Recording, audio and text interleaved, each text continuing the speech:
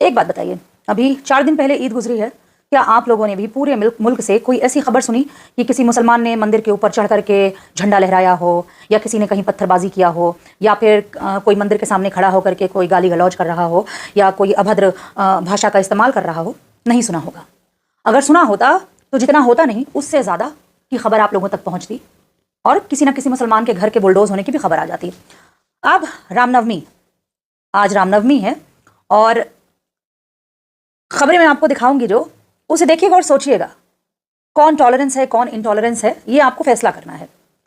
ईद में इतनी सारी गाइडलाइन तय की गई थी, कोई सड़क पे नमाज नहीं पढ़ेगा, कोई छत पे नमाज नहीं पढ़ेगा, किसी ने छत पे नमाज पढ़ ली तो उस पर कार्रवाई होगी, कोई सड़क पे नमाज पढ़ेगा तो उसका लाइसेंस, उसका पासपोर्ट सब जब्त कर लिया जाएगा।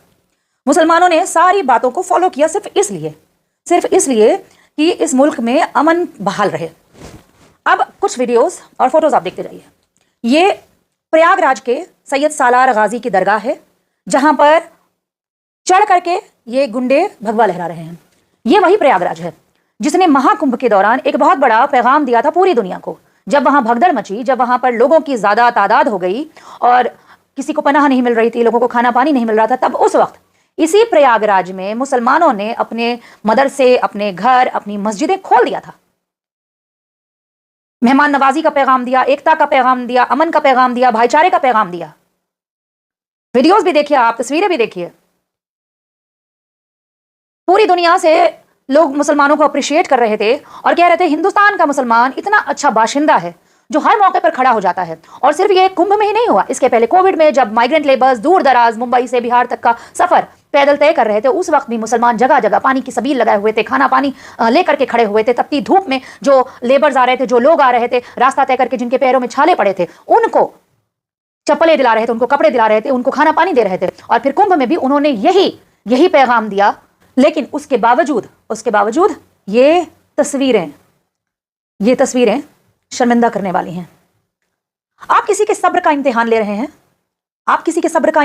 किसी कौम के सब्र का इम्तिहान ले रहे हैं जो आपके लिए हर वक्त खड़ी रहती है। और मैं ये भी कह रही हूं कि ये जो खड़े हैं दरअसल ये हिंदू हैं ही नहीं, ये वो लोग हैं जो इस मुल्क में अमन नहीं चाहते हैं।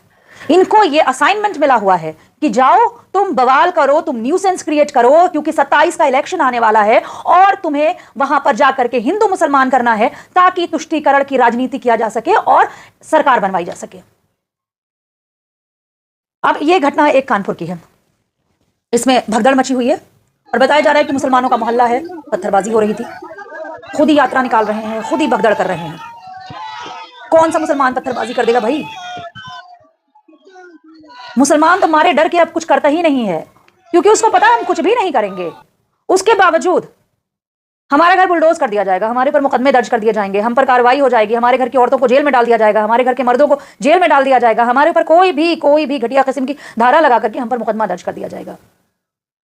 तो क्या चल रहा है भाई इस मुल्क में? क्यों, मुझे तो समझ में नहीं आता है क्यों कोई अपने ही मुल्क में सिविल वॉर की गुंजाइश क्यों पैदा करना चाहता है। अच्छा लगता है कि हर रोज हमारे पास पूरी दुनिया में ये बदनामी हो कि हिंदुस्तान से हर रोज ये खबरें आ रही हैं कि वहाँ के मुसलमानों को परेशान किया जा रहा है, वहाँ के मुसलमानों को पर जुल्म किया जा रहा है, वहाँ के मुसलमानों की लिंचिंग की जा रही है, वहाँ के मुसलमानों को के रेफ्रिजरेटर में बीफ के शक में उनकी हत्या कर दी जा रही है, वहाँ का मुसलमान दाढ़ी टोपी में अगर ट्रेन में सफर करता है तो उसकी लिंचिंग की जाती है, वहाँ के मुसलमान से जय श्री राम के नारे लगवाए जाते हैं, नहीं लगाता है तो उसको लिंच कर दिया जाता है। अच्छा लगता है ये सारी खबरें। हमने तो उस हिंदुस्तान का सपना देखा था जिसमें ये नजीर कायम हो सके जो आज तक निभती चली आ रही है, जिसे हम कहते हैं कि ये साझी विरासत का मुल्क है, यहां हम ईद, दिवाली, होली सब कुछ एक साथ मनाते हैं।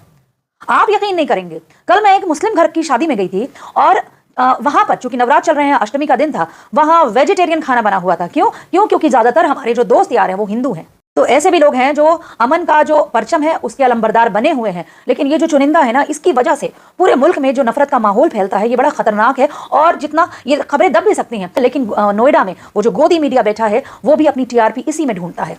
वो भी चाहता है कि हमें कोई ऐसी खबर मिले जिसको लेकर के सरकार खुश हो सके, जिसको लेके हमारे चैनल की टीआरपी बढ़े। तो वो भी जो है मुसलमानों को ही निवाला बनाए हुए हैं। आपको पता है कि गोदी मीडिया के पत्रकार कौन है, उनकी एक लंबी फहरिस्त है और इसी गोदी मीडिया से छुटकारा पाने के लिए लोगों ने यूट्यूब पर अपना चैनल बना लिया है ताकि यहाँ से आपको सच्ची खबरें दिखा सके। मेरा ये कहना है भाई लोग ऐसा मत करो। इस मुल्क की सेकेंड लार्जेस्ट पॉपुलेशन मुसलमान है, ईद में कहीं से कोई खबर नहीं आई। आप उन हिंदुओं से सीखिए जिन्होंने राजस्थान में, जिन्होंने दिल्ली में नमाजियों के ऊपर फूलों की वर्षा की है, वो भी एक हिंदू थे। तुम लोग क्यों नहीं चाहते हो कि ये भाईचारा बना रहे?